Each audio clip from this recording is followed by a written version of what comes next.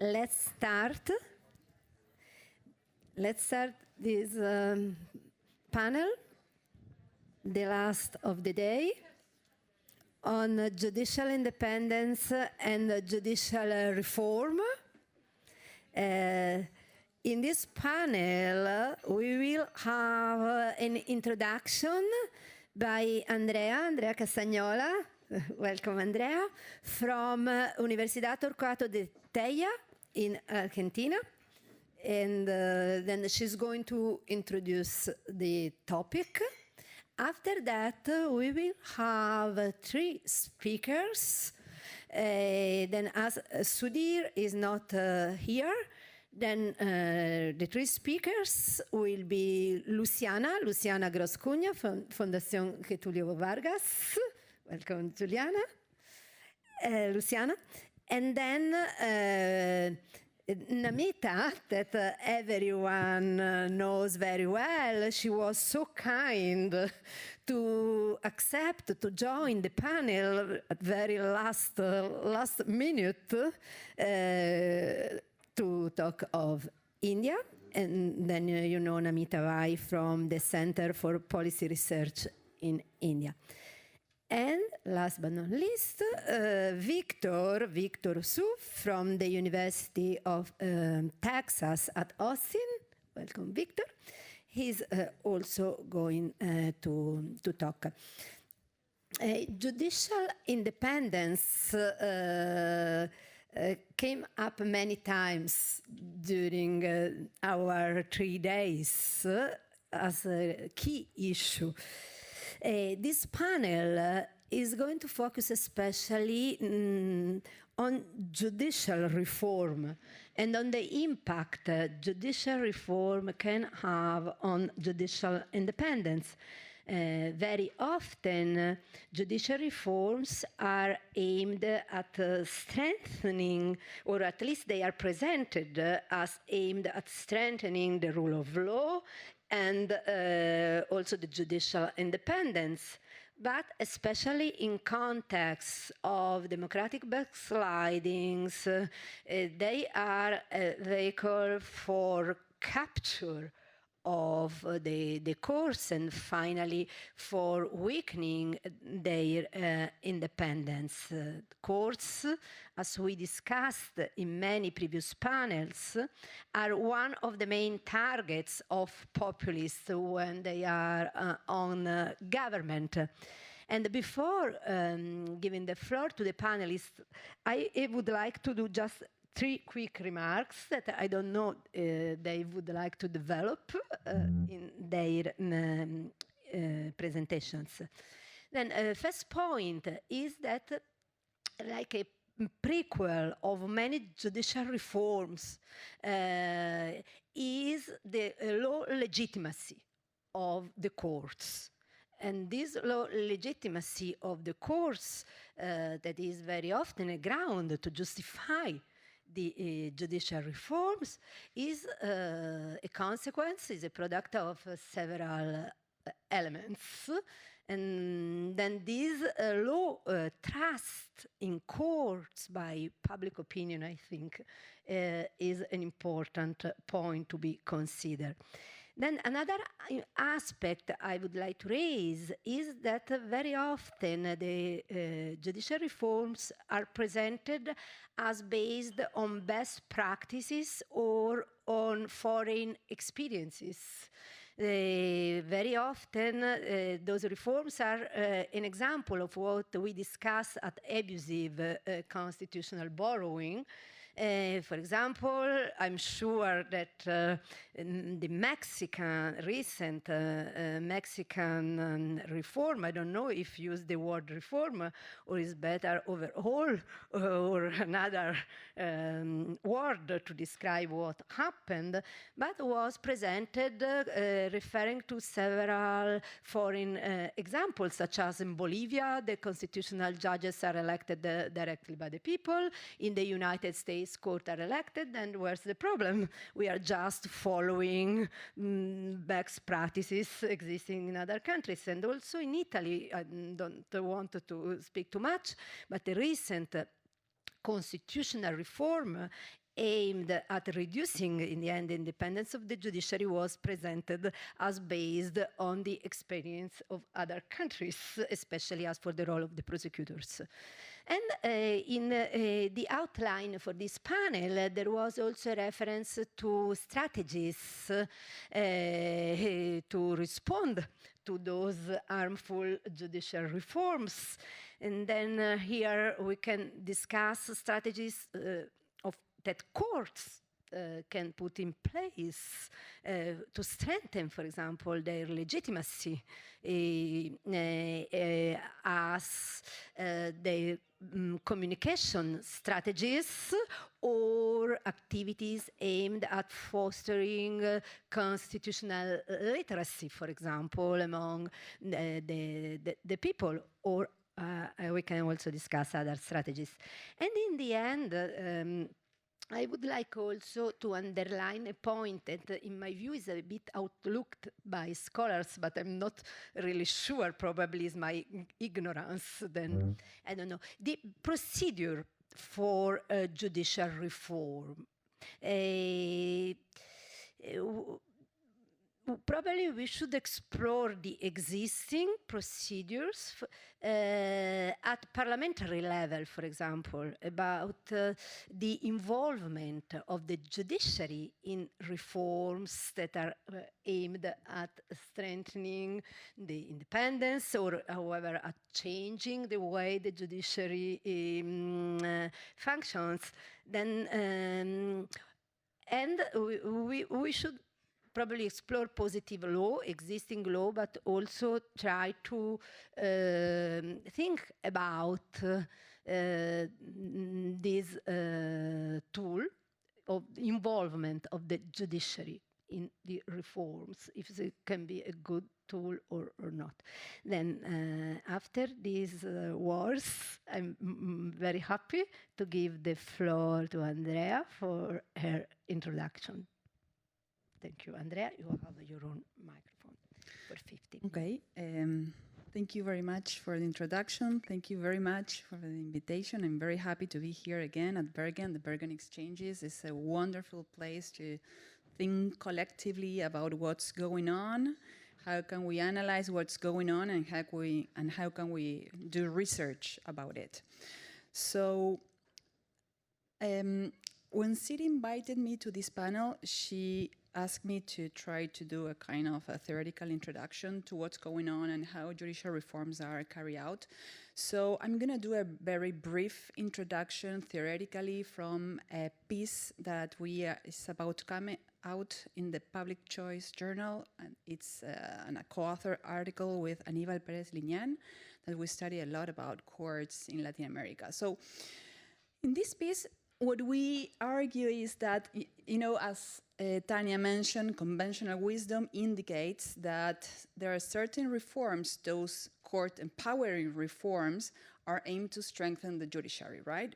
While there are other types of reforms, which are often called court curbing reforms, usually undermine the authority and independence of the countries. However, in this piece, what we argue is that even court empowering reform can undermine judicial independence.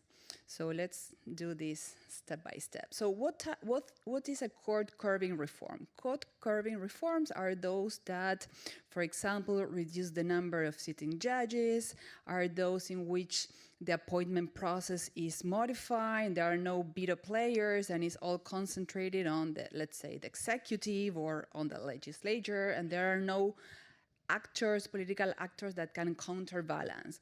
Or, for example, court curbing reforms are those in which the judicial jurisdiction of the court is restricted. So those type of reforms, we know that are used to control the court, to reduce the authority. And these type of reforms are highly costly because politicians know that they will receive critiques from the public opinion, from the opposition, but we know that they are more effective to control the court because you can exactly tell them what to do and not to do, because you are reducing the authority. And even the mere discussion of this type of court-curbing reforms have induced the departure of the judges. So this type of reforms usually ends in bad ends. But the problem with court-curbing reforms is that it has some limitation. That's why not every politician that wants to control the courts suggests this type of reforms. Basically, we can think about three limitations. The first one is that it's very hard to justify this type of reforms nowadays. 40 years ago, it may be easier to justify because there were no international pressure, there was not a tension on the role of courts, it was easier, let's say. The second problem is that most of these reforms are often initiated but hardly implemented because they are hardly controversial. So even if you start pushing this type of reform, unless you have a very controlled Congress, you don't know the exact outcome of it. And the third limitation is even if you, let's say, you manage to pass this reform, then the judges that you appoint, you know that they are being appointed under these circumstances, so you don't know how they're going to behave once you are out of office, because the judges know that they are to be instrumental for the leader in place. So those are the court-curbing reforms. What about the court empowering reform? The court empowering reforms are those reforms in which, aims to strengthen the autonomy and independence of the court, and this we can think about granting explicit power of judicial review, fixing the size of the member of the High Court, introducing life-term appointments, introducing multiple veto players in the impeachment or in the approval, in the designation. And these reforms, they don't have any cost because usually are accepted by a broad range of stakeholders, and they are strongly associated with something good is going to be the outcome for the courts. However, what we argue is that even this type of court empowering reforms can also debilitate courts. At first, it may seem this counterintuitive that politicians seeking to control the court will support reform that grant independence to judges, and that this independence and autonomy given to them can challenge the policies of this government. However, this logic only works if we assume that the same judges remain in office. But if we have new judges in office with these court empowering reforms, what is happening at the end of the day is that this new court established in place that have more powers is still captured. So court empowering reforms that happen at the same time with removal of the judges, a purge or reshuffle of the court, does not necessarily produce positive effect for judicial independence. And this is what we tested empirically in our paper for Latin American Supreme Courts since 1900 to 2024, and we find systematic evidence that not necessarily every judicial empowering reform produce a positive effect on the courts. So I'm going to give you one example about this, how it works in practice, and this is going to be about the Mexican reform.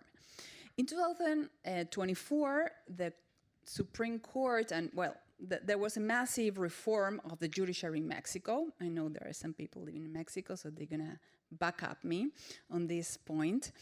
And I'm going to mention specifically the highlights of this reform, as Tanya mentioned, was that judges of the Supreme Court, the Electoral Tribunal, the Disciplinary Tribunal, and federal judges were going to be democratically elected. We are talking about 2,600 judges approximately to be democratically elected. And the first election took place in June. Which was the promise? Which was the call? Which was the argument? That there is a long-standing history of judicial nepotism in Mexico, which is highly documented by academics, which is true. There are serious problems of judicial independence.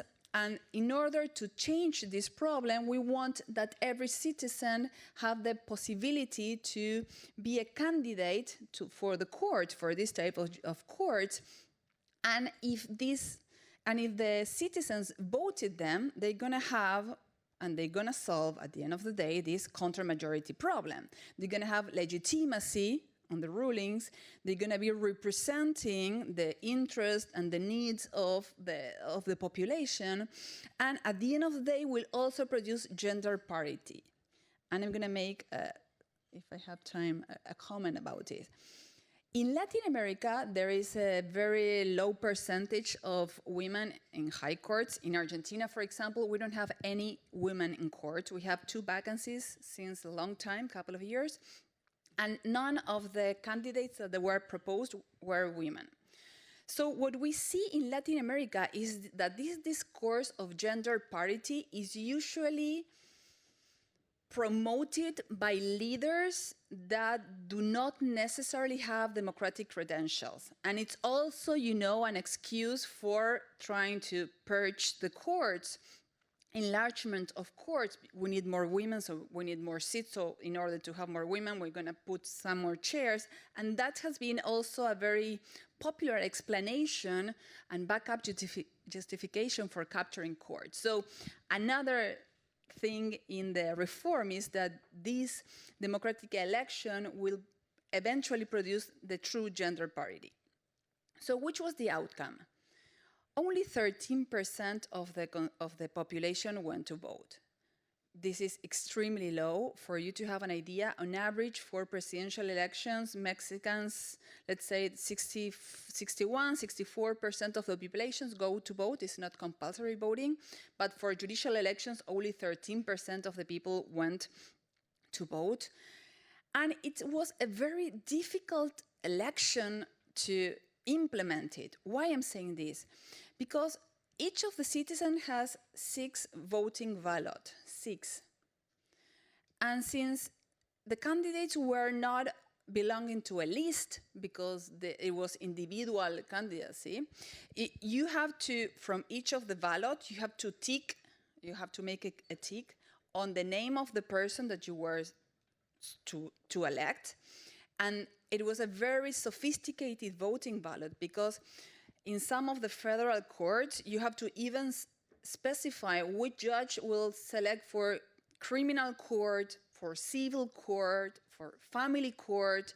So they require a lot of information from the constituency, from the population, in order to know what you are voting. And the average amount of time that took, it was, for each citizen to vote, it was estimated between 10 to 20 minutes. So you are getting a sense of what I'm trying to point out. So at the end of the day, what we see is that the candidates that were appointed, that were democratically elected to the Supreme Court, had strong connections with the political party in government. And in order to back up this idea of democratic elections of judges to produce a more legitimate court, it's kind of not true, or it's kind of hard to back up, knowing that only 13% of the electorate vote. And most of the people that went to vote didn't know what they were voting about. The other day, there was a Mexican professor at Ditela, and she told me that in her district, she had to choose 45 judges, and she took the time to review 160 CVs from the candidates to know which one she was about to pick up, which is something impossible to imagine. And she did it because she studied these things and she wanted to know about it, but it's something unfeasible for citizens. So at the end of the day, what we see in Mexico is that this discourse of having judges that are going to be democratically elected, that they're going to come out from the population, this idea from, let's say, Montesquieu or even Aristoteles, that we want people from the society, from the mass, arriving to the court, it took place, but at very high cost, because we don't know that exactly the people that are there are highly independent from the courts, especially on the more political courts. And the citizens didn't know what they were doing, basically. So the problem also that is facing Mexico is that the new people that was elected at courts, they don't have the experience. And imagine conducting a massive purge of all level courts of judges, it can produce a paralysis in the judiciary. And there is a lot of debate about what clerks are going to do, whether they're going to stay or they're going to leave. And if clerks leave first instance court or appeal court, that can cause a more dramatic effect to the functioning of courts. So this reform that was court empowering reform, you know, we're going to end with nepotism, we want to have independent judges. At the end of the day, it didn't produce that effect. So I think I'm going to leave it here. Thank you very much, Andrea. Thank you very much. I would like just to add a small point, that is the candidacies that have been selected by political institutions such as the government and the parliament. And then also this was not aimed at strengthening the independence, because in the end, the majority, the ruling majority selected the candidates. Then it was really problematic. Then thank you so much. We will have, I hope, time for questions. And then Luciana, please. Thank you. Hello, good afternoon. First of all, it's a pleasure to be here, to be part of this panel, and to participate on the bargain exchange. Again, I would like to thank Siri and Lara for the excellent organization.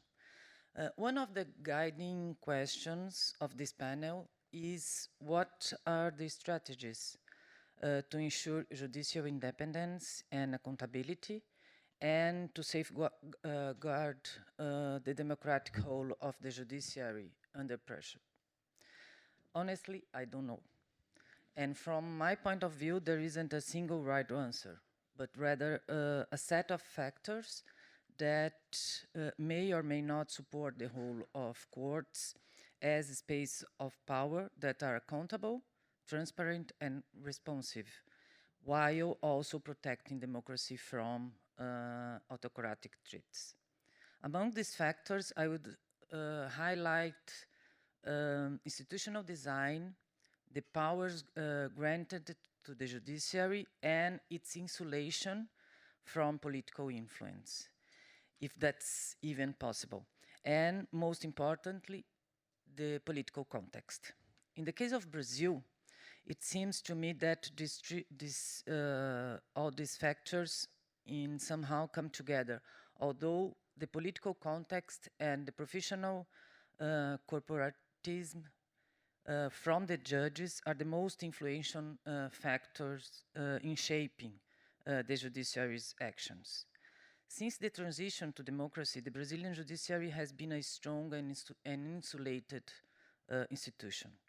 It plays a key role in guaranteeing judges' career prerogatives and in perceiving budgetary and political autonomy.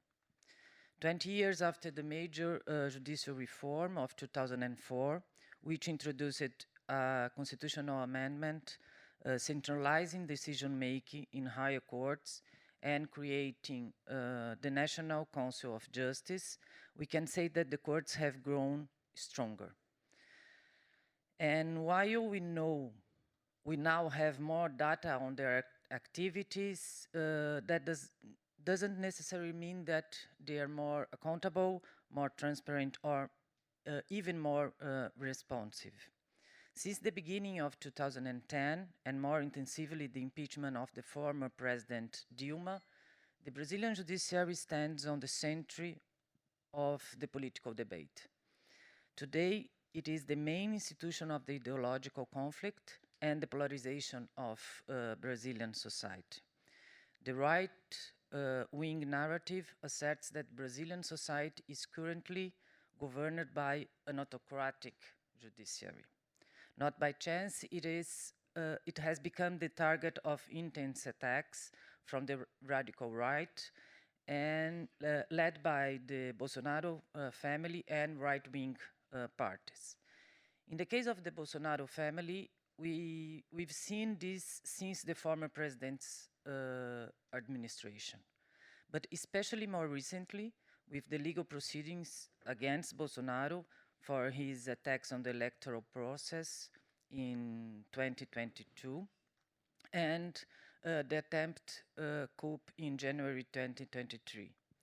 These attacks have been first directed to the Constitutional Court and at Justice Alexandre de Moraes, who is the reporter of these cases. They've even scaled internationally, involved the Trump's administration, the application of the Magnitsky Act against Moraes, and threats of sanctions against other Constitutional Court judges. From the right-wing parts, what we are seeing now is the Chamber of Deputies is an attempt to exert control over the court. They are trying to amend the Constitution to subject the court's decisions to the legislative branch and have even threatened Supreme Court judges with removal from their offices. In this context, two features of the Brazilian judiciary stand out. First, its strong budgetary and administrative autonomy, and the career stability of judges. This makes the judiciary less responsive and transparent, but when its stance is to protect the rule of law, this autonomy can be an advantage. Second, judges and courts are politically independent. They are committed, at least to some extent, to following constitutional and legal principles in their decisions. And since Brazil's constitution guarantees fundamental rights and outline how democratic institutions should function, we have a certain degree of legal stability. However, this same independence also allows a judge to act in a highly personal way, without accountability of their decisions. This had led to important criticism, especially from academia. Honestly, I don't know how long the Brazilian judiciary will withstand the attacks on the courts and on democracy. In my view, these attacks will intensify in the coming months, especially as Bolsonaro faces trial for the January 2023 coup attempt. And this won't fade next year when we will have presidential elections with Bolsonaro already declared ineligible by electoral court. Unfortunately, democratic principles alone have not been enough to contain the autocratic wave. It seems we increasingly depend on the behavior of key actors and their choices based on ethical and moral principles of the rule of law. And that sadly does not guarantee a calm or stable short-term future. I will conclude here and welcome any questions from the audience. Thank you very much. Thank you very much, Luciana. And then Namita, thank you again for joining the panel. Thank you. Thank you, Tanya. Good evening, everyone. Thank you once again to Siri, Lara, and the entire Law Transform team for having us here at Bergen Exchanges. And to Tanya, Andrea, Luciana, and Victor, my co-panelists for this panel and for their presentations. So to talk about India, I just want to highlight a few things which set it apart from many of the countries that we've been talking about here today, the United States, as well as many countries in Latin America. India has a parliamentary system of government. which means that, as opposed to a presidential system, which means that if you have a majoritarian party in parliament, you pretty much control both parliament and the executive. And that is, of course, true for state legislatures as well, because India is a federal system. And I'm going, there is no doubt that the Indian judiciary is in need of reform, because we have very poor caste, gender, and tribal representation on the Indian judiciary. To give you some statistics, 8 out of 25 high courts in India have no women, right? And even though India has a very progressive constitution that it adopted in 1950 after liberation from British colonial rule, we have progressively improved the guarantees of affirmative action that were there in the constitution. We have those guarantees do not apply to the judiciary, and therefore we have a lot of criticism of the fact that the judiciary is not representative of the population, even though political and bureaucratic reforms have taken place during the last 79 years of this. That being said, coming to the specific topic of judicial independence, the reason why this came up first was during the first wave of autocratization that we had in the 70s, when we had the Indira Gandhi government trying to pack the court. And it came about primarily because, and this is something I argue in my ongoing book project, that in the case of a parliamentary system where the majority party controls the parliament, the legislature and the executive, it is not just in present times that we have a majoritarian party. We had this during the 50s and 60s and 70s under Nehru and Indira Gandhi. And so we have these constant conflicts between the court and parliament, which result in the parliament amending the constitution multiple times.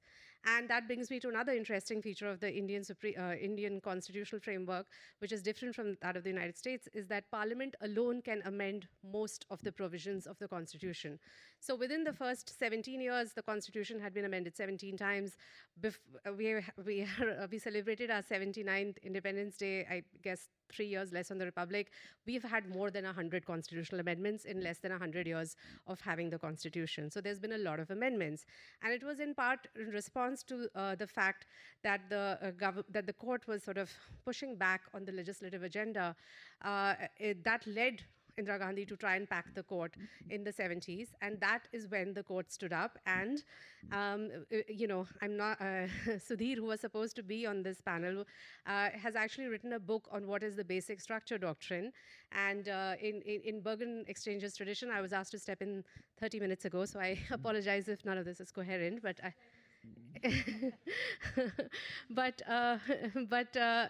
so the court basically came up, and just to explain further, unlike the United States Supreme Court, the Indian Supreme Court does not sit en banc. They sit in like benches of 2, 3, 5. And if they have to overrule a case that has been decided by a coordinate bench, they have to, then they, actually sit in a higher bench strength. So they sat in a bench of 13 judges, which is the highest bench strength that the court has actually sat in, to decide the question of constitutionality of some of the amendments that were being passed by the Indira Gandhi government. And that's when they came up with this doctrine of the basic structure, which inspired in part from the idea of the basic law in Germany. But really, and it was a wafer-thin majority of 7:6 judges, which saved the judicial independence, but also democracy, because the court held that whatever Parliament does, it has all unlimited amending power under the Constitution. What it cannot amend is what is the basic structure or the basic features of the Constitution. And now the basic features were different judges. I mean, these are thousands of pages of the court writing. Every judge had a different view of the basic structure. Over the years, the court itself has spent many judgments trying to identify what's in the basic structure, but what was very clearly there are things like democracy, independence of the judiciary, and so on. Now, after that, cut to present times, the court, in 3 cases actually, since then, they're collectively known as the 3 judges cases, has gone further to protect the judiciary from executive interference in the manner of appointment of judges.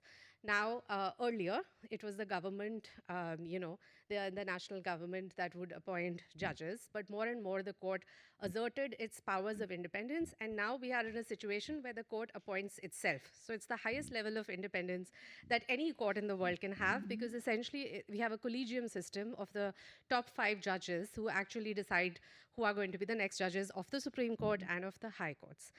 And I also want, so I can see some open, looks of amazement. So it is a very independent court. So, and obviously no government is happy about this court. So there has been constant efforts to try and take away that independence. Now, luckily for us, between, after the 80s, mid 80s, 90s, we've really not had majoritarian governments till now. We had a series of coalition governments, so there was no ability, a serious ability to bring about reforms to the court. But in 2014, for the first time after nearly 27 years, the Modi government came to power in a coalition, but with a majority for the BJP alone. And immediately, and of course, the Congress government was also pushing against this collegium system. There are many problems. There are allegations of nepotism. The fact that, we still don't have a good representation of caste, tribe, and gender make it very clear that reform is needed, right? So, in 2014, as soon as the Modi government came to power, but this was a reform that was being pushed forward by the previous government, they passed the 99th Constitutional Amendment Act, which set to establish the National Judicial Appointments Commission. And this commission would have a representation of people from the executive to appoint the judiciary, which so far is self-appointed, right? In a year later, in 2015, the court, sitting in a constitution bench of 5 judges, by 4:1, struck down this law, thereby preventing the executive from taking over the judiciary's ability to appoint itself and thereby its independence. And since then, in 2019, the BJP came back with even a greater majority. And there has been, even though this challenge has failed, there were continuous criticism of the court from the President of India, saying that there wasn't, Ramnath Kovind, that there wasn't enough representation, and particularly by the last Vice President, who has constantly, he's a lawyer himself, and he has been constantly attacking the judiciary and making the claim that the executive should reform the judiciary. But luckily for us, again, the vice president recently resigned in very strange circumstances. We don't have a vice president right now. We don't know who it's going to be, but the election is coming up soon. So the judiciary so far has been protected from reform. And I think that takes us back to the points that Andrea was making, is that while reform is needed, the question is, what kind of reforms are they trying to institute? If the criticism is that the judiciary is, the collegium is like, it's nepotistic, there isn't enough representation of the wider society, there are other ways of bringing about those kinds of reforms. What we don't want is that the executive takes over the appointment of the judges and starts packing, the court with judges that they don't want. They're already doing that in a way, because while they can't appoint the judges, the collegium has to recommend names. And while they can't tell the collegium what to recommend, they have been turning back recommendations. So many progressive judges have actually not been appointed by the court. And there's definitely now attempts to bring about another National Judicial Appointments Commission law. And then, of course, as we all know, Neil has spoken about it in the morning, there are constant spokespersons for the ruling party, whether they are at think tanks, whether they are people working as journalists and so on, who are constantly bringing out this information. I mean, the vice president was doing a great job of attacking the court all the time, but thankfully he's not there anymore. But there are also many, many people within the ecosystem who will constantly criticize the court, and thereby, create the conditions for which, where independence can be eroded. Thank you so much, Mita. Thank you very much. And then Victor. Hello, I'm Victor from UT Austin, and it's glad to be here, and thanks for having me. So before I start, I would like to provide a short outline about my 3 talking points. First, I will start with how did we get here, so the forces behind judicial reform, and then I will move on to the impact of judicial reform on 2 of the key concepts, which is judicial accountability and judicial independence. And finally, I will touch on the challenges of the using judicial election as a type of judicial reform. So my research interest is in US judicial politics. So all of my example will draw on the US state Supreme Court. So first, to start, how did we get here? What are the forces behind judicial reform? So currently, different states in the US have different type of judicial selection mechanism. They are partisan, non-partisan, or even like retention election, which judges are appointed at the first term, but then they face like a yes-no to remain on the bench election after the second term and afterwards. So under this context, Dr. Sugarman at Boston University Law School actually provide a comprehensive overview about how US judicial reform is in pursuit of judicial independence. So for instance, in the 19th century, before states started to apply judicial election in different regions of the country, judges were actually appointed by powerful political actors such as governors and also legislators. And they are normally political loyalists to the ruling party. So we have judges, we have lawmakers, we have members from the executive branch forming a ruling coalition that shaped the US judiciary. So two forces behind the judicial reform. He argued that one, over time, people lost their confidence in the court. And second, the expansion of voting rights among white men. So these two forces actually prompted judicial election as a way, as an alternative towards like a more independent court, which is before captured by wealthy political machines. So to increase accountability and responsiveness to the general public. And which move on to my second point is like the impact of such judicial reform on judicial accountability and judicial independence. And in this section, I would like to provide two examples to outline these two concepts. Regarding the judicial accountability, I would like to discuss about the Iowa Supreme Court cases. So in 2009, the Iowa Supreme Court struck down the state ban of legalization of same-sex marriage. So the justice argued that the state ban on same-sex marriage actually violated the state constitution of the Equal Protection Clause. In the following year, these justices faced the retention election, which the voters will decide whether they will remain in the office or will be removed from the bench. And well, three justices like this which make the decision to legalize the same-sex marriage were all ousted by the voters. So at that time, 60% of the population opposed same-sex marriage, while only 30% of the population supported. So in my opinion, I think that judicial accountability actually present in this case, in which when courts and judges are far ahead from public opinion, then there are potential backlash against their decision. And on the other dimension, in which like judicial reform impact on judicial independence, I think that if we fast forward to this year, the Wisconsin Supreme Court races. So in this year, Wisconsin just held one of the most consequential judicial election in the US history. So Wisconsin is a swing state in which the high court can decide not only like hot button issues like abortion, church-state relation, but also the redistricting of congressional redistricting, which matters directly to national politics. And so the stakes were pretty high. And in this competition, there were more than $1 million spent in the election.